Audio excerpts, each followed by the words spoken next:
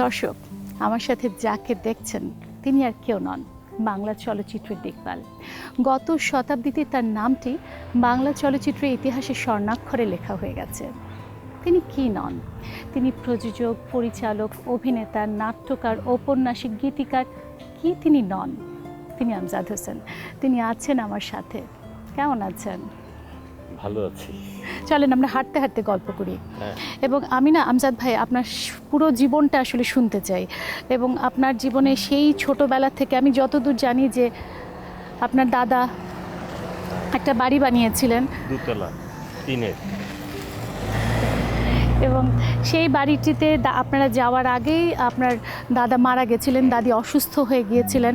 আমি সেই গল্পগুলো একেবারে শুরু থেকে শুনতে চাই। যেহেতু অনেক গল্প, অনেক বড় গল্প, ওই গল্প বলতে গেলে এদিকে আমাদের সময় কম পড়ে যাবে। তবে হ্যাঁ, আমি যে ঘরে জন্মাই সে ঘরে আমার দাদাকে আমি দেখিনি। ওনার বড় বড় চটি জুতো দেখেছি, যেগুলো ছোটোবেলায় পায়ে দিয়ে ঠপর টপর করে হাঁটতাম। সবাই বারণ করতাম যে না, এটা দাদুর চটি। এই নিয়ে হাসাহাসি হতে বাড়িতে প্রচুর। তো দুতলা একটা টিনের ঘর করেছিল, যেটা শহর থেকেই দেখা যেত আর কি। এবং এই ঘরটা নির্মাণ করার পরে পরেই উনি মারা যান। তারপরে ওই ঘরটা কেউ যেতে চায় না। আমার বাবা প্রথম গিয়েছিল বিয়ে করে, তাদের প্রথম সন্তান হয়েছিল আমার আগে, একটি মেয়ে, সে মারা যায়। 7 ভাই বোন আপনাদের মারা গেছিলেন? হ্যাঁ, ওই বোনটা মারা যায়। তারপরে বাবা ওই ঘরটা ছেড়ে দেয়। তারপরে আমার মার কি হয়েছিল আমি জানি না, 7 ভাই আমার পরে তারা মারা গেছে একের পর এক, 10 দিন 15 দিন আতুর ঘরে, এরকম অবস্থা। তারপরে আমার এক ভাই জন্ম নিয়েছে, তারপরে 3 বোন। এই হলো আমাদের সংসারের পরিচয়। আমাদের বাড়ি হলো জামালপুর টাউনে। জামালপুর টাউনের উত্তর পাশে, মেঘালয়ের ওদিকে বিরাট ব্রহ্মপুত্র, আর বাদিকে দক্ষিণ দিকে প্রান্তরের মাঠ গোলাকারের মতো, তার মাঝখান থেকে বিরাট রেল লাইন গেছে। আমরা ঈদের চাঁদ দেখতে যেতাম ওই রেল লাইনে, অনেক সময় খেলতেও যেতাম, পাথরে পাথরে ঠুকাঠুকি করলে আগুন জ্বলে। আমি বলছিলাম না যে একজন আমজাদ হোসেন কি নন, আমি শুনেছি যে ক্লাস 3, 4, 5-এই বোধহয় আপনি একেবারে লেখালেখি শুরু করে দিয়েছিলেন। হ্যাঁ, আসলে আমি ওই খেলাধুলা পারতাম না, একটু নাদুস নুদুস ছিলাম, খেলাধুলায় খুব বেশি পারতাম না। ছেলেরা আমাকে প্রায় বাদ দিত। তো যারা ফুটবল খেলতো ওদের জন্য লেবু কেটে নিয়ে যেতাম, এই ডিউটি ছিল আমার। অ্যাসিস্ট্যান্ট হিসেবে ছিলেন? হ্যাঁ, অ্যাসিস্ট্যান্ট হিসেবে। এইসব ঘটনার মধ্যে আমি কিন্তু ওই আকাশ, ওই ব্রহ্মপুত্র বিশাল নদী, কোন গাছে কি ফুল ফুটলো, কি পাখি বসলো, এই নিয়েই ব্যস্ত থাকতাম দিনরাত। আমি শুনেছি আপনি যখন কলেজে পড়তেন তখন আপনার কবিতা দেশ পত্রিকায় ছাপা হয়েছিল। হ্যাঁ, সে অনেক পরের ব্যাপার। দেশ পত্রিকায় ছাপা হয়েছিল, তখন আমি রবীন্দ্রনাথ, নজরুল ভুলে গেছি। তখন আমি কল্লোল যুগের কবিদের নিয়ে ব্যস্ত, বিষ্ণুদে, জীবনানন্দ দাশ, বুদ্ধদেব বসু, সুধীন্দ্রনাথ দত্ত, এদেরকে নিয়ে। সেইভাবে আমি একটা কবিতা লিখে পাঠালাম খুব গোপনে, তখন ফার্স্ট ইয়ারে সেকেন্ড ইয়ারে পড়ি, গোপনে পাঠালাম দেশ পত্রিকায়। আর প্রতিদিন হাঁ করে তাকে থেকে আমাদের বাড়িতে দেশ পত্রিকা আসতো। এই দেশ পত্রিকায় আমার লেখাটা কি হলো, ছাপবে না নাকি, না কবিতা হয়নি না কি হয়েছে। হঠাৎ দেখলাম 15-20 দিন পরে একটা পোস্ট কার্ড এসছে, সাগরময় ঘোষের লেখা চিঠি। হ্যাঁ, তো লিখেছে, কল্যাণী এসু, পূর্ব পাকিস্তানে তুমি কি অবস্থায় আছো আমি জানি না, তুমি আমার পত্র পাওয়া মাত্রই কলকাতায় চলে আসো। তোমার খাওয়া দাওয়া লেখাপড়া সমস্ত দায়ভার আমার উপরে। শুভেচ্ছান্তে সাগরময় ঘোষ। এটা একটা বিশাল পাওয়া না আমজাদ ভাই, যে কলেজে পড়ার সময় আপনার সাগরময় ঘোষের চিঠি পেলেন এবং দেশ পত্রিকায় কবিতা ছাপা হলো। হ্যাঁ, আমি তো বিশাল পাওয়া। এবং সেই সাগরময় ঘোষ, সাথীপদী, সুনীল গঙ্গোপাধ্যায়, তারা আবার এসেছিলেন বাংলাদেশে। তখন গোলাপি এখন ট্রেনে চলছিল, অভিষেক সিনেমা হলে তাদেরকে বসিয়ে সিনেমা দেখেছি। দুঃখটা হলো যে আমি দেশ পত্রিকায় যেতে পারিনি। মাঝে মাঝে এখনো ভাবি, তিনি আপনাকে অফার দিয়েছিলেন যে ওখানে যে পড়াশোনা করা, ওখানে দেশ পত্রিকায় চাকরি করা কিংবা ওখানে লেখালেখি করা, মেন উদ্দেশ্য তাই ছিল। একজন ভাগ্য ভালো জানি, আমরা না হলে আপনাকে হারাতাম। এবং কত দিকে যে আপনার প্রতিভা। আচ্ছা, তাহলে নাটক লেখা শুরু হলো কিভাবে? নাটক লেখাটা আমি বলি, নাটক তো ক্লাস 9-10-এ থাকতেই বড়রা আমাদেরকে নাটকে নিয়ে যেত।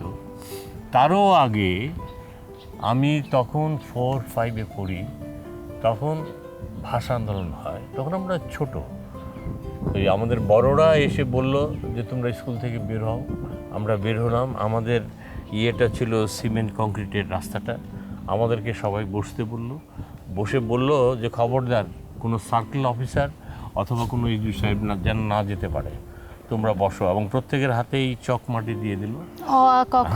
আমরা সব সিমেন্টের রাস্তায় অ আ ক খ এসব সারাদিন লিখছি, এটা মনে আছে।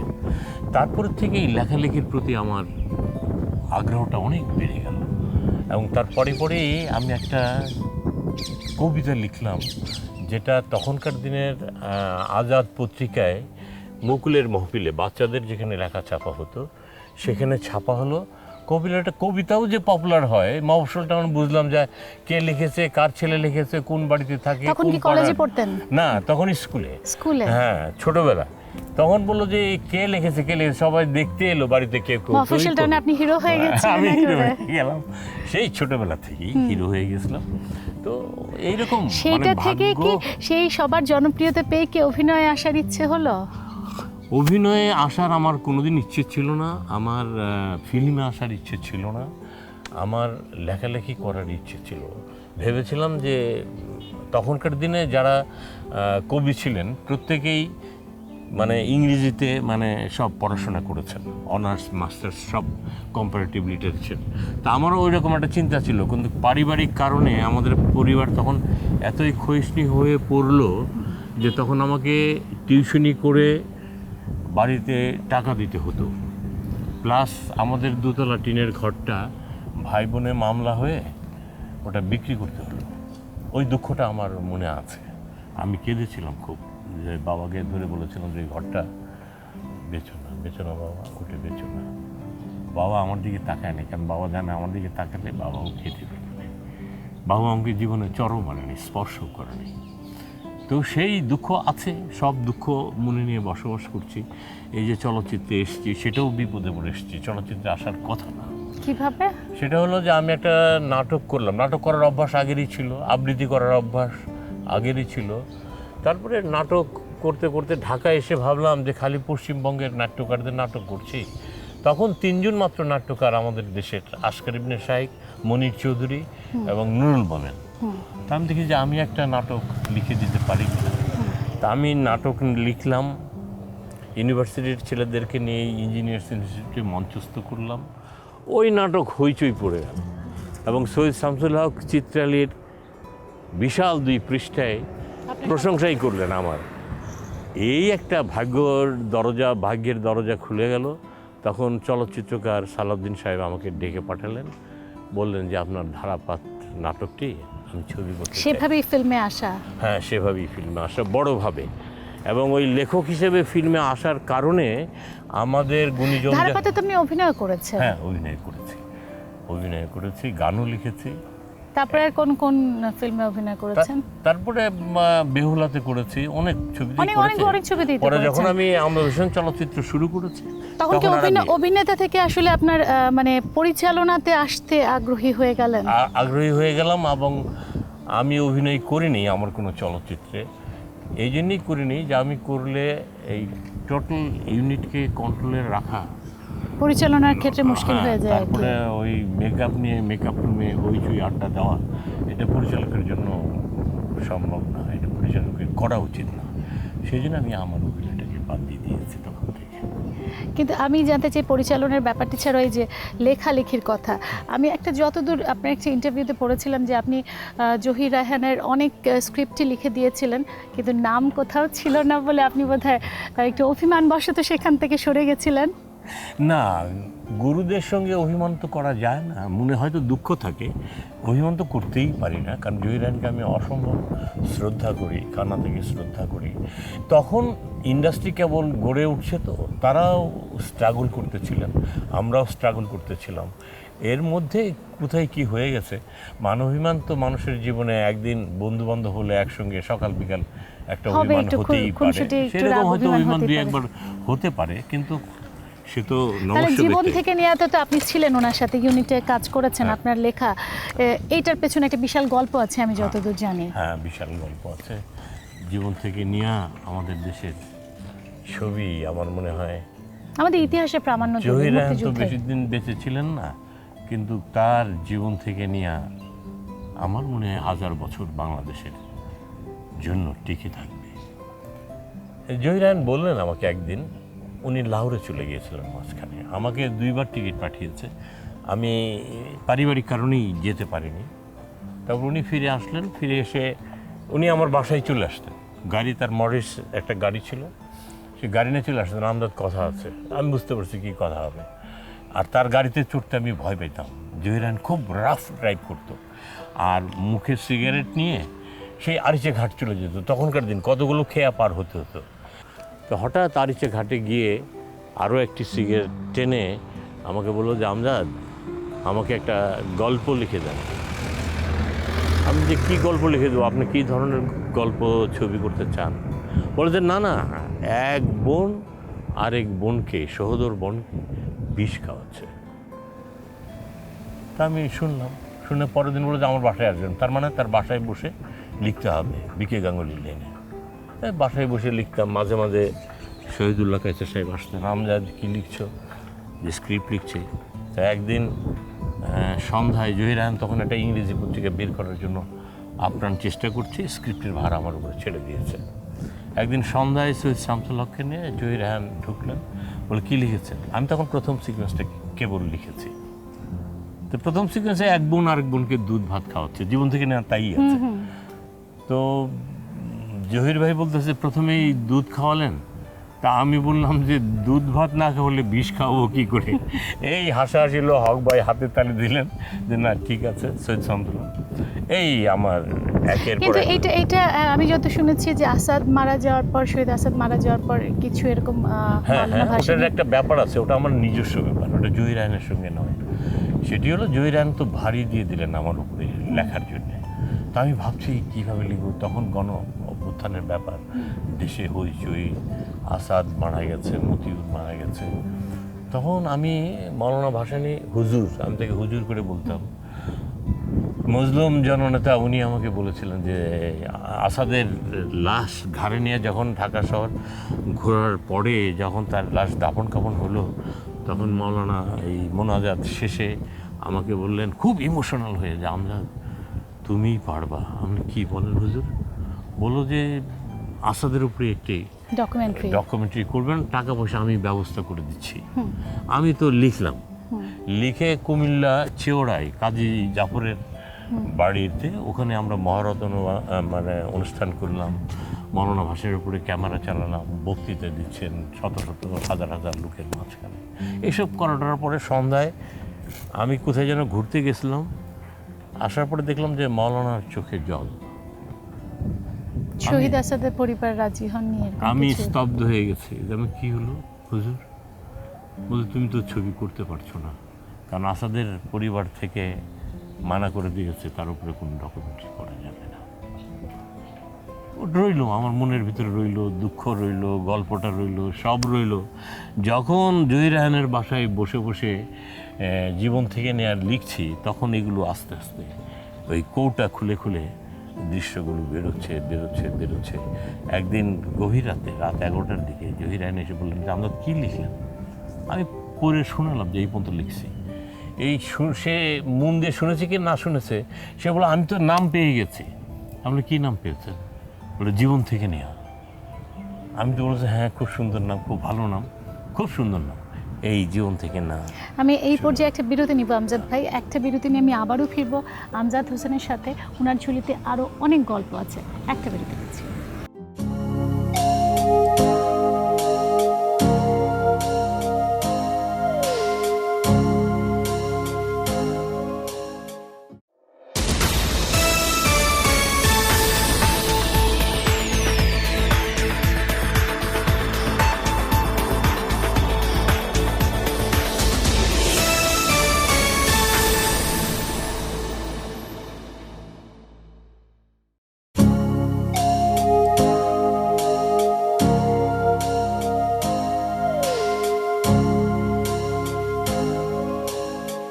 যে চলে আগুন জ্বলে অনুষ্ঠানে আমি আছি সামিয়া রহমান আপনাদের সাথে, এবং দর্শক আমার সাথে যিনি এতক্ষণ ছিলেন, যার প্রতিভার কথা, যার দক্ষতার কথা, কর্মদক্ষতা বলি, মেধার কথা বলছিলাম, তিনি একাধারে অনেক কিছু, অনেক কাজ করেছেন জীবনে এবং আমাদের চলচ্চিত্রে কিংবদন্তি হয়ে আছেন, তিনি আমজাদ হোসেন।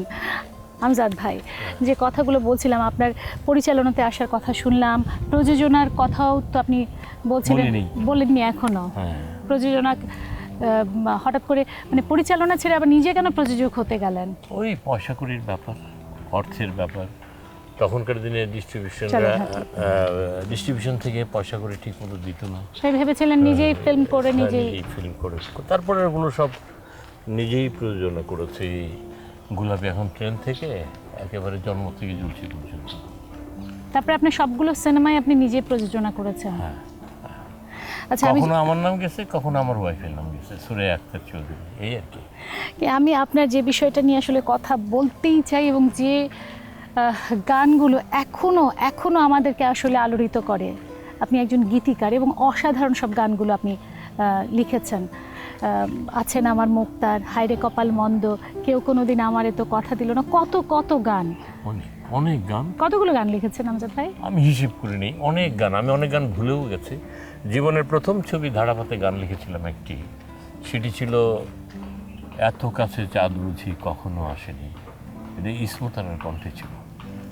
তারপরে তো শুরু করলাম নয়নমণির থেকে গান, না এর মাঝখানেও আমি ছবি করেছি, গান লিখেছি। সুবল দাস মিউজিক ডাইরেক্টর ছিল আমার সঙ্গে, আনোয়ার উদ্দিন খান আমার সঙ্গে মিউজিক ডাইরেক্টর ছিল বাল্যবন্ধুতে, সব কটা গান হিট, ওগুলো করেছি। সালাম সালাম শহরবাসী, এটা সবার কাছেই খুব পরিচিত। পরে আসলে আমি যখন আমজাদ হোসেন চলচ্চিত্র শুরু করলাম, তখন গানটার গান রইল না। কারণ আমি ভাবলাম যে একজন চলচ্চিত্রকারের অধিকারে গানও থাকা উচিত। আমি এই দেশের সব গীতিকাররা আমার বন্ধু, সবার সঙ্গেই বসছি, সবাইকে নিয়ে চেষ্টা করেছি, কিন্তু আমি যেটা চাচ্ছিলাম যে আমার চরিত্রের সঙ্গে, কথার সঙ্গে বা চলচ্চিত্রের গল্প ইমোশনটার সাথে অ্যাটাচ হয়ে যাওয়া, সেটা হচ্ছিল না। তখন বাধ্য হয়েই আমাকে কলম ধরতে হয়েছে। কিন্তু গান তো আপনি আগেও লিখতেন নাকি? সেই চলচ্চিত্রের গানটা চলচ্চিত্রে এসে ব্যস্ত হয়ে গেলাম, তো গান লেখার বা অতটা ইচ্ছা ছিল না। কবিতা ছেড়ে দিয়েছিলাম যখন, তারপরে গান লেখাও ছেড়ে দিয়েছিলাম। যখন আমজাদ হোসেন চলচ্চিত্র নিয়ে হইচই পড়ে গেল চতুর্দিকে, তখন দায়িত্বটা এত বেশি এসে গেল যে গানটা পর্যন্ত আমাকে মনমতো চরিত্রের। আপনার সবচেয়ে পছন্দের আপনার লেখা গান কোনটি? উমা, এটা বলা তো খুব মুশকিল, খুব মুশকিল। মানে আমি কোন গানটি বলবো? যেমন ওই গানটি রাষ্ট্রীয় পুরস্কার পেয়েছে, হায়রে কপাল বন্ধ চোখ থাকিতে অন্ধ। তারপরে আরও একটা, আপনার গানের মধ্যে না একটা মেসেজ দেওয়ার ব্যাপার আছে। আমি সবসময় ভাবতাম যে শ্যামল, হেমন্ত, সতীনাথ বা আগেকার দিনের যারা গান করেছেন, গান লিখেছেন, তাদের চাইতে আমার চলচ্চিত্র যেহেতু আলাদা, আমার গানগুলোও যেন আলাদা হয়। এবং ইনশাল্লাহ আমার মনে হয় সেগুলো হয়েছে বলেই আজকে ইন্টারভিউতে বলতে হচ্ছে। এবং ওই গানগুলো আসলে খুব ভালো, ওই আবেগে, ওই গল্পে, ওই ইমোশনে বসে বসে লেখা। তো আলাউদ্দিন আলী খুব বিখ্যাত হয়ে গেল, মিউজিক ডাইরেক্টর, ওকে নিলাম গোলাপি আগুন ট্রেনে। নয়নমণিতে ছিল সত্য সাহা। এবং আপনার চলচ্চিত্রের কারণে অনেক জুটিও তৈরি হয়ে গেছিল, বিশেষ করে ফারুক ববিতার জুটির কথা বলি। হ্যাঁ, ফারুক ববিতার জুটি আসলেই খুব ভালো জুটি। আর ফারুকের মতো মানে গ্রামের একটি ছেলে, অধ্যত্বপূর্ণ। আমি একটা কথা বলি যে নয়নমণি ছবির শেষে ছিল একটা প্লেট ছিল লাস্ট ফ্রিজিং পয়েন্টে, ফারুক অ্যান্ড আদার্স আর বন্ধুরা, ওরা আসছে বলে একটা টাইটেল দিয়েছিলাম এন্ডে। আমার মনে হয় ওই ছবির পরে কয়েক লক্ষ ছেলের নাম নয়ন রাখা হয়েছে, কিন্তু গোলাপির এত দুঃখ দেখে গ্রামে গঞ্জে আর কেউ সহজে গোলাপির নাম রাখতে দেয় না। আমি যদি আমজাদ ভাই আপনার চলচ্চিত্র জীবনের সবচেয়ে স্মরণীয় ঘটনাটার কথা বলতে বলি, এরকম তো অজস্র আছে, তার মধ্যে যেটি আপনার মনে চোখ বন্ধ করলে মনে পড়ে ভাবদের ছবিতে শাবানার বাবা আনোয়ার হোসেন লুঙ্গি টুঙ্গি খুলে রাস্তায় উলঙ্গ অবস্থায় পড়ে আছে। এক দোকানে এক ভিলেনের কাছে সে ওই চাল 2 দিন যাবত না খেয়ে আছে, চাল চেয়েছিল, তাকে লুঙ্গির মতো চাল দিয়েছিল ইচ্ছে করে। আসতে অন্ধ লোক খুলে পড়ে গিয়েছে, তার শটটা নিয়েছে। শাবানাকে বললাম যে আপনি আর কিছুই করবেন না, আপনি দৌড়ে এসে বাবার ডেড বডির উপরে পড়ে আপনি বলবেন যে আমার বাবা মরেনি, আমার বাবাকে 4টে ভাত দেন, আমার বাবা বেঁচে যাবে। শাবানা তাই করলো। শাবানা বেস্ট অ্যাক্ট্রেসের পুরস্কার পেয়েছে ওই ছবিতে। শাবানা তাই করলো, কিন্তু অসুবিধাটা হলো সিকোয়েন্সটা হয়ে যাওয়ার পরে শাবানার আর কান্না থামাতে পারছি না। সিকোয়েন্সটা হয়েছে 11টার সময়, বিকেল 3টে পর্যন্ত আমি শাবানাকে নিয়ে কান্না থামাবার চেষ্টা করতেছি, নদীর পাড় দিয়ে হাঁটছি। এরকম এরকম অনেক দৃশ্য আছে, অনেক দৃশ্য আছে। মানে ববিতাকে নিয়ে দৃশ্য আছে ট্রেনের মধ্যে, এই যে যখন সে হাইরে কপাল মন্দ গান গাওয়ার আগে যখন পালায়, তখন তো প্রথমে ববিতাকে কেউ চিনতে পারেনি, কালো মানে মেকআপ টেকআপ দেওয়া ছিল। কিন্তু যখন চিনে ফেলেছে, সমস্ত কামরার লোকজন এসে ভিড় করেছে, মানে শুটিং করে একটা বিপদ হয়ে গিয়েছিল। এরকম বহু অজস্র ঘটনা ঘটেছে তো বটে। আপনি আপনার চলচ্চিত্রে অভিনয় করা মানে রাষ্ট্রীয় পুরস্কার পাওয়া, এটা একদম ধার্য হয়ে গেছিল। ছিল, হ্যাঁ, একটা সময়। আপনি আপনার অনেকগুলো চলচ্চিত্র অনেক পুরস্কার পেয়েছে, কি মনে হয়, আপনি কি সফল মনে হয় সেদিক দিয়ে? হ্যাঁ, সার্থক মনে হয়? নিশ্চয়ই। আপনার শাবানা প্রথম পুরস্কার পেয়েছে আমার এখান থেকে, 2 পয়সার আলতা। হ্যাঁ, 2 পয়সার আলতা, ববিতার নয়নমণি, তারপরে রোজিনা পেয়েছে কসাই ছবি থেকে, আনোয়ারা তো বারবার পেয়েছে, সবাই পেয়েছে, যারা তখন ছিল তারা সবাই পেয়েছে। আমার ছবিতে যারা অভিনয় করতো, আনোয়ার হোসেন পেয়েছে, আনোয়ারা পেয়েছে, সবাই পেয়েছে। গানে সাবিনা ইয়াসমিন আর আব্দুল হাদি 5 বার 5টি ছবিতে ওরা রাষ্ট্রীয় পুরস্কার পেয়েছে। আমজাদ ভাই, আপনি চলচ্চিত্রে যেমন প্রবল আধিপত্য বজায় রেখেছিলেন, প্রবল দাপট বজায় রেখেছিলেন, টেলিভিশন মাধ্যমটিতেও প্রবল আধিপত্য বজায় রেখেছিলেন, এবং একসময় ঈদের নাটক মানেই জব্বার আলী। হ্যাঁ হ্যাঁ, ও মানে ঐতিহাসিক ব্যাপার। আমাকে একদিন আমার বন্ধু মুস্তাফিজুর রহমান বলল যে আমরা একটা নাটক করব ঈদে। আমি বললাম, কখনো তো ঈদের নাটক হয় না। ইট ওয়াজ 1974।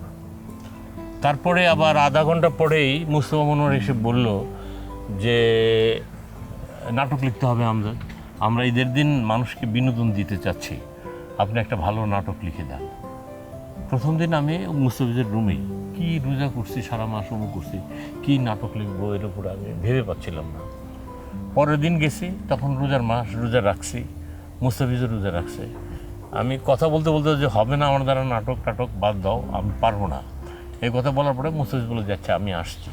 মুস্তাফিজ যখন বেরিয়ে গেল, তখন দেখলাম খাট করে একটা শব্দ হলো, তার মানে রুমটা ও বন্ধ করে গেল, আপনাকে দরজা লক করে দেওয়া হয়েছিল। তারপরে এই নাটক লিখলাম। নাটকের পরে তো সবাই হইচই। আসলে এই নাটকটির একটা ব্যাপার আছে, আজকে পর্যন্ত মানে গত ঈদ পর্যন্ত এই নাটক লোকে দেখতেই চায়, বারবার দেখতে। একটা সময় তো এমন ছিল যে রাত 8:30টায় ঈদের দিন মানে গোটা বাংলাদেশকে মনে হতো যে কারফিউ, কেউ কোথাও নেই, গ্রামে গঞ্জে, মাঠে, শহরে, অলিতে গলিতে, দোকানে কেউ কোথাও নেই। হ্যাঁ, 80 বছরের বৃদ্ধ থেকে শুরু করে এই 3-4 বছরের বাচ্চা পর্যন্ত ওই জবা কুসুমের রোকান দুলালের মা, টাকা দেবো, দুবাই যাবো, এটা তো একদম কমন ডায়লগ হয়ে গেছিল। এটা তো মানুষের ডায়লগ। নাটক তো হয় 2 রকমের, একটা হয় ড্রয়িং রুমে বসে বসে, আর একটা হলো মানুষের মুখ থেকে সংলাপ কেড়ে এনে। তো জব্বর আলীর নাটকটা ছিল মানুষের মুখ থেকে, ওল্ড ঢাকায় যে সমস্ত কথাবার্তা বলে ওখান থেকে কেড়ে নিয়ে আসা। তবে এই নাটকটির একটা বড় ব্যাপার হলো যেটা একটা প্রতিবাদী নাটক, মানে সমাজ সংস্কার, মানে সমাজে যে অন্যায় হচ্ছে, অবিচার হচ্ছে, তার প্রতীক হিসেবে সে অন্যায় করছে জব্বর আলী। কিন্তু লোকে এই চরিত্রটাকেই ভালোবাসে, এটাকেই দেখতে চায়। তার মানে ওদের মনের আয়নায় ওরা জীবনটা যেভাবে, ওদের বিগত জীবন বা সামনের জীবন যেভাবে চলছে, তার প্রতিচ্ছবি দেখতে পায়, যার জন্যে এই নাটক দেখতে তারা খুব আগ্রহী। এই হয়েছে, এখন তো অনেক স্যাটেলাইট হয়ে গেছে, তখন তো এখন কোনখানে জব্বর আলী চলতেছে লোকজন খুঁজে পায় না। এখন মানে তখন বিটিভি ছিল একমাত্র, তখন বিটিভি মানে একটাই টেলিভিশন, তখন এখানে এবং কেন? সেখানে যদি কোনো ভালো নাটক হতো দর্শক আসলে প্রাণ ভরে দেখতো। আসলে তখনকার দিনের নাটকগুলোই ভালো ছিল। আমজাদ ভাই, ভালো আপনার সাথে আমার আরো অনেক গল্প আছে, কিন্তু আমাকে একটা নিয়ম মাফিক বিরতি নিতে হচ্ছে। বিরতি নিয়ে আমি আবারও ফিরছি যে জলে আগুন জ্বলে অনুষ্ঠানে।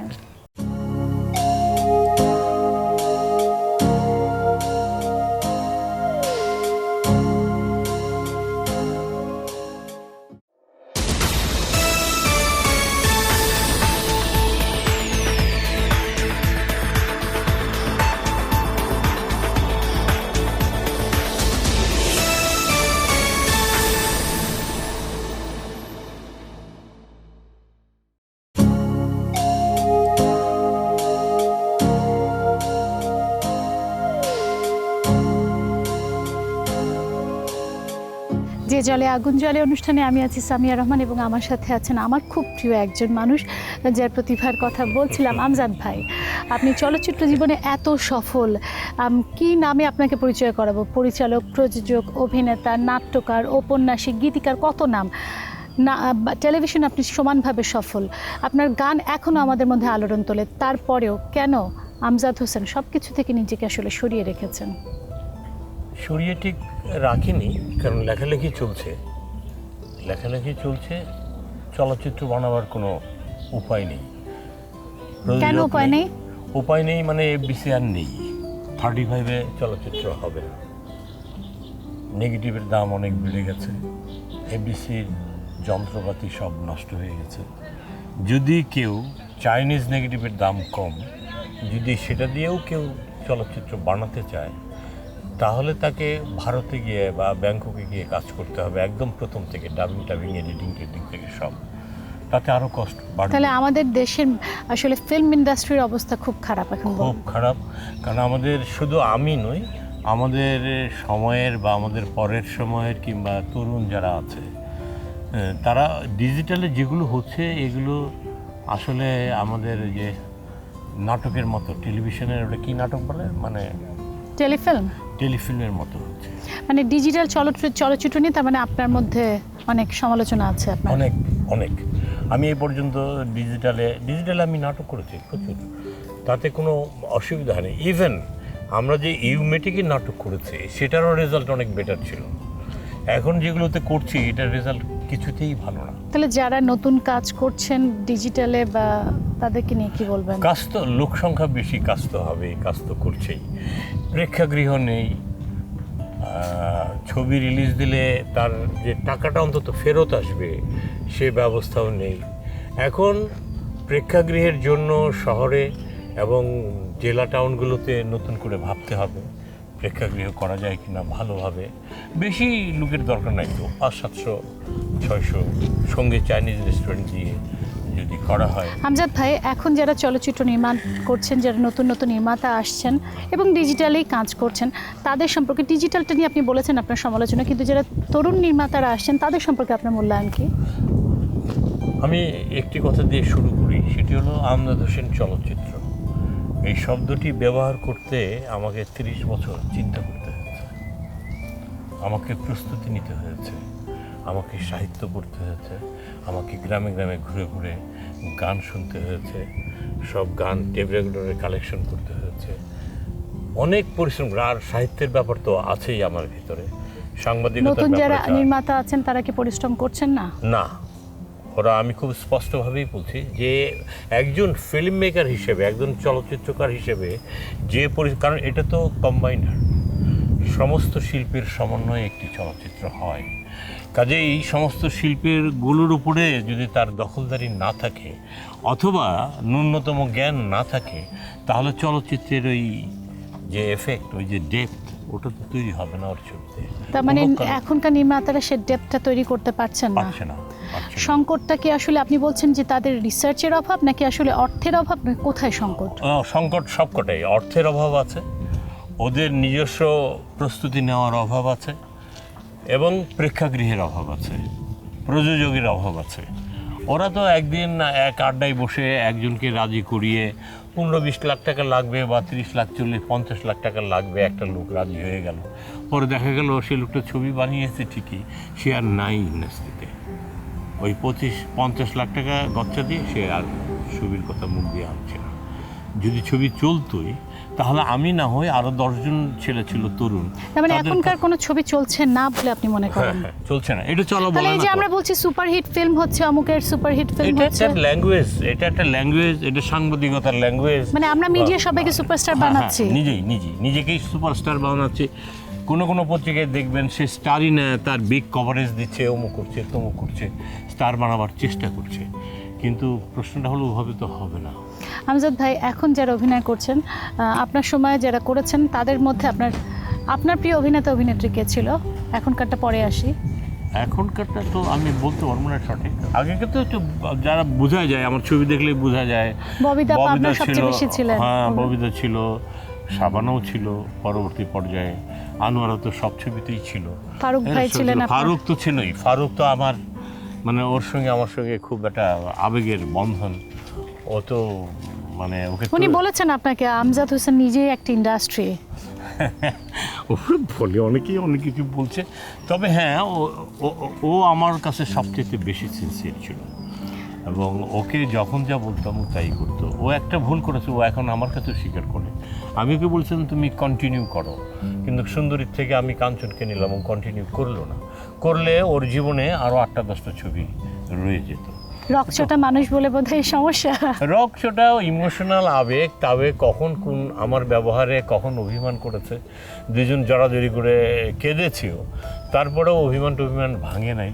পরের দিকে তার ফারুক রইল না আমার ছবিতে। এটা আমার জীবনের একটা বড় দুঃখ।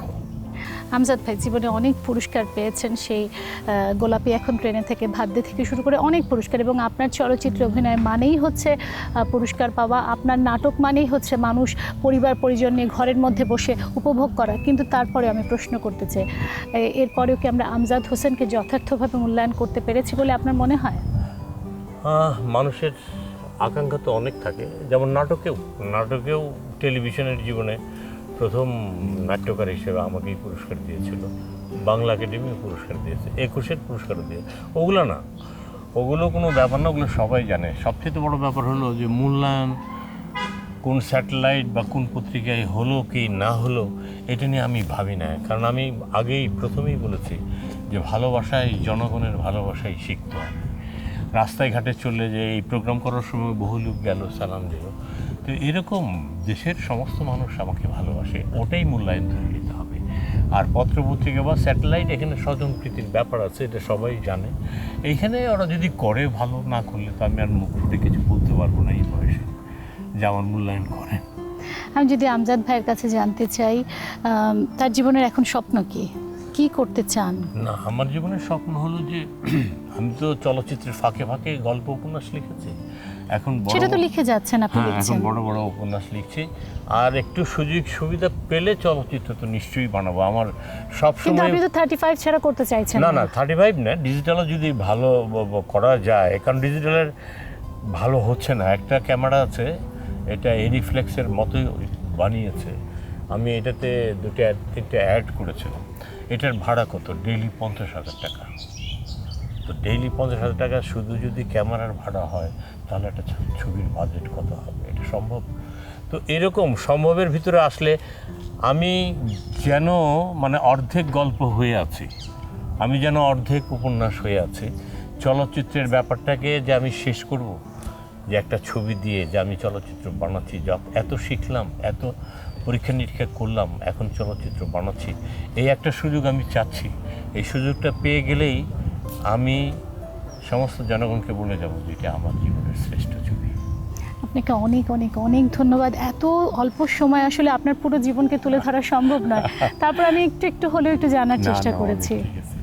আপনাকে অনেক ধন্যবাদ, এবং দর্শক, আমাকে আজকের মধ্যে শেষ করতেই হচ্ছে এই যে জলে আগুন জ্বলে অনুষ্ঠানটি, এবং আমরা ভবিষ্যতে আমজাদ হোসেনকে অবশ্যই কাছে পাবো, তার কাছ থেকে আরও অনেক গল্প শুনবো, আরও অনেক অজানা কাহিনী শুনবো।